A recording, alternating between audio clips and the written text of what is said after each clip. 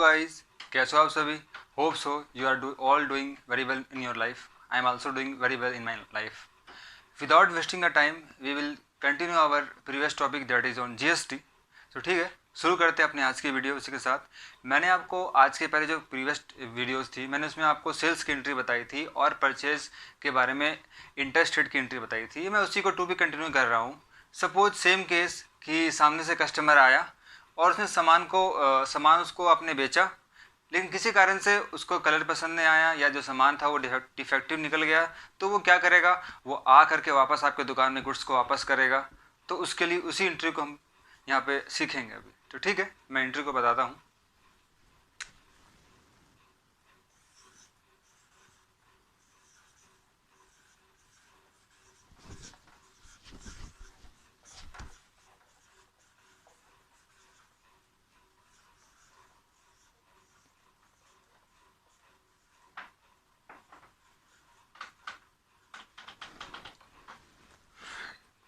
मैं यहाँ पे लिखा हूँ on goods return by customer.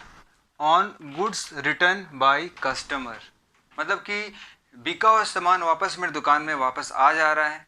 तो सामान तो वापस आएगा ही आएगा, साथ में उतना रुपए का जीएसटी भी रिवर्ट हो जाएगा। कहने का मतलब कि वो जीएसटी कट हो जाएगा। तो ठीक है, मैं उस एंट्री को यहाँ पे बोर्ड पे लिख रहा हूँ।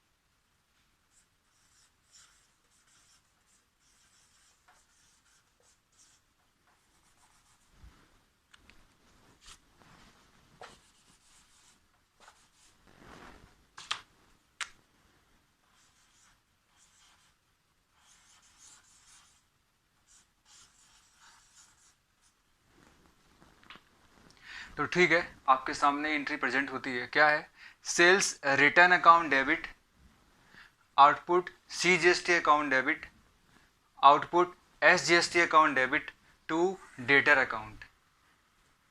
कहने का मतलब है कि जब सामान बिका था तब कैश डेबिट हुआ था या डेटर डेबिट हुआ था। क्योंकि सामान वापस हो रहा है तो जो डेबिट हुआ था उसको क्रेडिट करना पड़ेगा, इसीलिए मैंने डेटर को यहाँ पे क्रेडिट किया है। और जब सामान को मैंने बेचा था तो जीएसटी लगा था तो वो क्रेडिट हुआ था। अब वो वापस हो रहा है, इसीलिए जो क्रेडिट हुआ था आउटपुट, मैंने उसको यहाँ पे डेबिट कर दिया। हो सकता है वो 100 पीस में से 1 पीस वापस करे, 100 में से 10 पीस वापस करे और 100 में से 100 पीस वापस कर दे।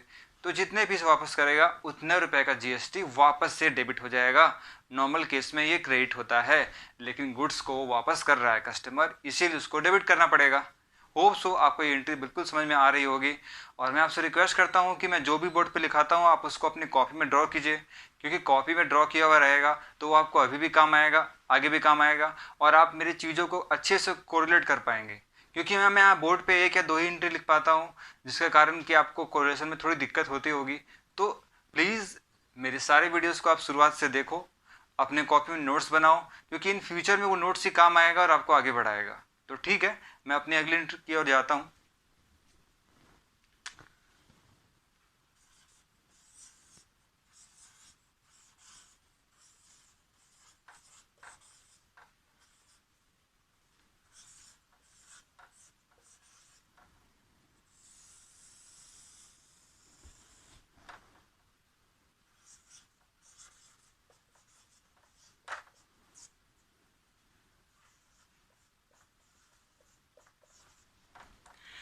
मैंने यहाँ पे लिखा है on goods sold outside state.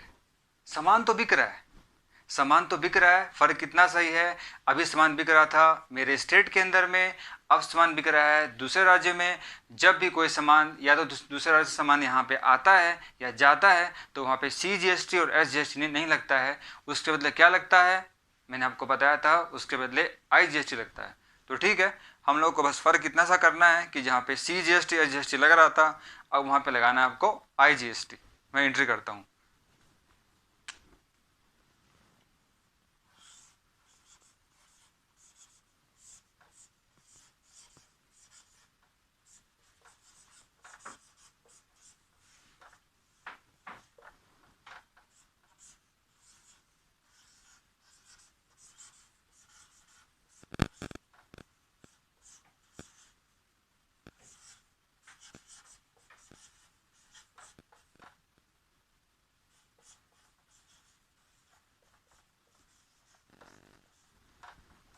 ठीक है, एंट्री में थोड़ा सा फ़र्क आया। क्या फ़र्क आया? सिंपल सी बात है, सामान बिक रहा है, पैसा मेरे पास में आएगा या पार्टी का नाम आएगा। गुड्स जा रहा है, इसलिए मैंने सेल्स वर्ड लगाया है।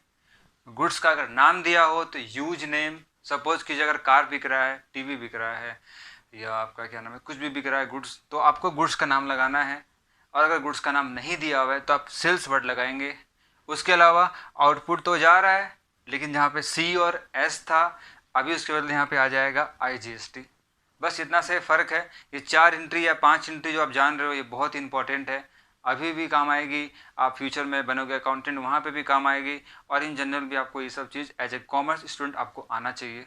तो ठीक है, इस मेरे वीडियो को पॉज करके आप वीडियो को क्या नाम है, सारे की सारी एंट्री को आप कॉपी में लिख सकते हैं। मैं अपनी अगली एंट्री कर जा रहा हूँ, जो कि बहुत इंपॉर्टेंट है।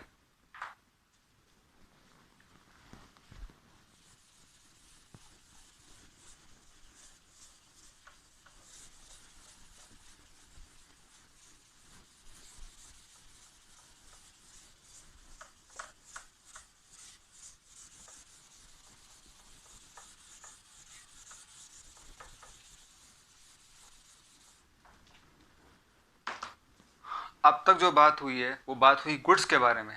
अब मैं बात करूँ थोड़े बहुत सर्विस के बारे में, क्योंकि बेसिकली तो गुड्स के बारे में ही करने से आपका काम चल जाएगा। लेकिन कोई आपसे पूछे तो आपको पता होना चाहिए कि सर्विस में भी GST लगता है, क्योंकि गुड्स एंड सर्विस टैक्स होता है। तो केवल गुड्स के बारे में बात नहीं करेंगे हम लोग, कुछ सर्विस के बारे में बात करेंगे। अब आप सोच रहे होंगे कि ये सर्विस में कैसे लगता है टैक्स, तो मैं आपको एग्जांपल देके बताता हूँ। सपोज कीजिए कि कोई एक कॉमर्शियल बिल्डिंग है जिसके अंदर में 10 फ्लोर है, और वो बिल्डिंग स्पेशली रेंट पर्पज से बनाई गई है। तो उस केस में क्या होगा, अगर उसका पर्पस भी रेंट है, और जिस व्यक्ति का वो मतलब जिस पार्टी का वो बिल्डिंग है, वो जो ओनर है, अगर उसका टर्नओवर, उसका ग्रॉस रिसीट 10 लाख से ऊपर है, तो उसको कंपलसरी है कि वो GST बिल लगा के ही आपको रेंट पे देगा। सिंपल सा बात है। अगर सपोज कीजिए कि 10,000 रुपये का आप भाड़े पे एक बड़ा सा अच्छा सा कमरा कपड़े के दुकान के लिए आपने लिया है, तो आपको कपड़े का दुकान का जो रूम का रेंट वो तो लगेगा ही लगेगा, साथ में GST भी लगेगा। क्योंकि जो सर्विस प्रोवाइडर है जो आपको दे रहा है, वो सर्विस प्रोवाइडर GST नंबर लिया हुआ है, और इसका ड्यूटी बनता है कि वो जब भी किसी गुड्स को, किसी पार्टी किसी सर्विस को पार्टी को देगा, तो वो रेंट का तो दाम लेगा ही लेगा, साथ में GST उसमें ऐड करेगा। ऐसा नियम बना हुआ है। वो कस्टमर से लेगा और ले करके सेंट्रल गवर्नमेंट को जमा कर देगा। जो रेंट का पैसा वो अपने पास रखेगा, लेकिन जो टैक्स का पैसा है वो सेंट्रल गवर्नमेंट को जमा कर देगा। तो मैं अब उसके लिए आपको एंट्री बताता हूँ। सपोज कीजिए कि अगर आप 2 रूम का एक हॉल लेते हैं उसको रेंट पे, तो उसमें आपको अगर GST लगता है तो कैसे एंट्री पास करेंगे। ठीक है, मैं आपको बता रहा हूँ।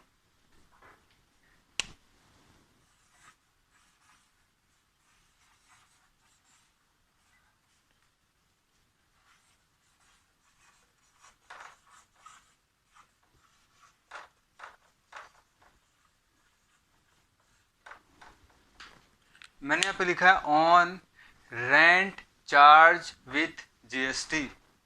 कहने का मतलब है कि आप जहाँ पे रूम को ले रहे हो, वहाँ का जो ऑनर है वो आपसे रेंट तो ले ही रहा है, और साथ में GST भी मांग रहा है। क्योंकि उसका कहना है कि वो बड़ा सर्विस प्रोवाइडर है, तो उसको आपको GST देना पड़ेगा अलग से। तो उस समय कितने रुपए का बिल आपके वो काट के आपको देगा या आपको देना पड़ेगा, मैं उसके लिए आपको बोर्ड पे बताता हूँ।